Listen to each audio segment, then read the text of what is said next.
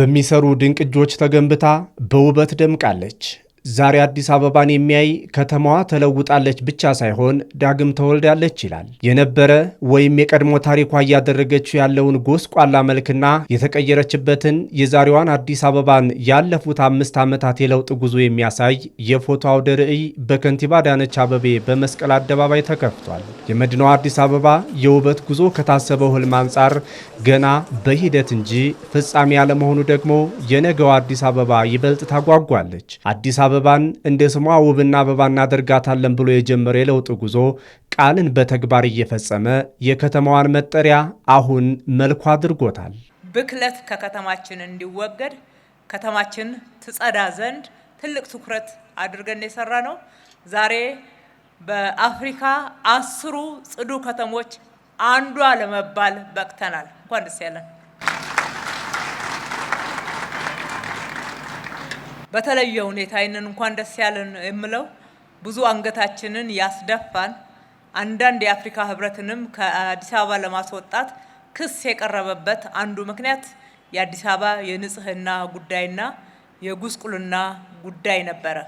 ያንን መሸጋገር በእነኚህ አጭር ጊዜያቶች ወደዚህ ደረጃ ማምጣት ቀላል ስላልሆነ ለዚህ አሁንም ጠንክረን መስራት እንዳለብን ያልተዳረሱ አካባቢዎችን ማዳረስ እንዳለብን ያመላክታል።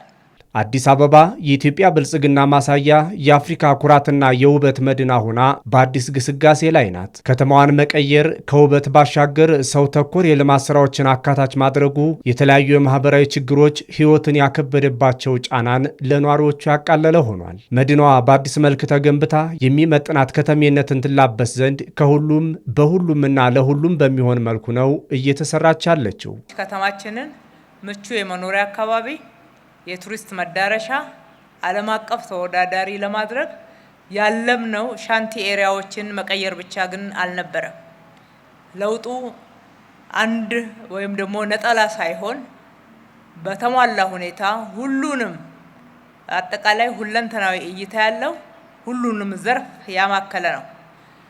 ለዚህ ነው በከተማችን ውስጥ ማህበራዊ ፍትህን በማንገስ ረገድ ቅድሚያ ሰጠነው ሰው ተኮር የሆኑ ልማቶችን አቀደን በሰው ለሰው ሰውን ተጠቃሚ በሚያደርግ በጣም በትልቅ ትጋት ተሰርተው በርካቶች የስራ ዕድል ያገኙበት ህይወታቸው የተለወጠበት የመኖርን ትልቅ ትልም አልመው በኑሯቸው ደግሞ ትልልቅ ራዕይን ሰንቀው አብረውን እየሰሩ እናያለን። ባለፉት የለውጥ ዓመታት ከተማዋ የሥራ ባህሏን ቀይራ 24/7ን አዲስ የሥራ ልምምድ አምጥታለች። በዚህም ዘመን ተሻጋሪ ትውልድ አኩሪ ውጤት ላይ ደርሳለች። በማህበራዊ በፖለቲካዊና በኢኮኖሚያዊ ዘርፎች በርካታ ስኬቶችን በማስመዝገብ ከተማዋን አዲስ ገጽታን እንድትላበስ በዓለም ሕዝብ አእምሮ እንድትታወስ ከሀገር መሪዎች እስከ ዲጂታል ዓለሙ ተጽዕኖ ፈጣሪዎች በአንድ ድምፅ በአንድ ቃል በግርምት እንዲመሰክርላት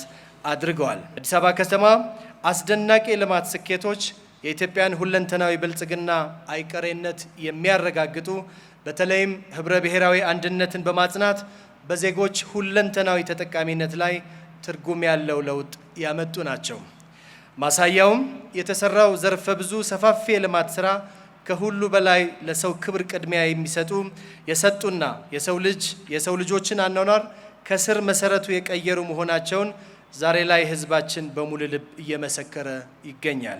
የአዲስ አበባ ኮሚኒኬሽን ቢሮ በእንዲህ አይነት በተለያዩ ዘርፎች ከ300 በላይ የሚሆኑ ፎቶዎችን የያዘውን አውደ ርዕይን ጨምሮ በተለያዩ አማራጮች ተደራሽ እያደረገ የአፍሪካ መሪ የዓለም ተወዳዳሪነቷን እያበሰረ ይገኛል። ይህ ጠንካራ የኮሚኒኬሽን ስራ ደግሞ የከተማዋን ሁለንተናዊ የልማት ስራዎች ለህብረተሰቡ በማድረስ ህዝቡን የልማቱ ንቁ ተሳታፊ ያደርገዋል። አሁን ላይ ደግሞ በቃ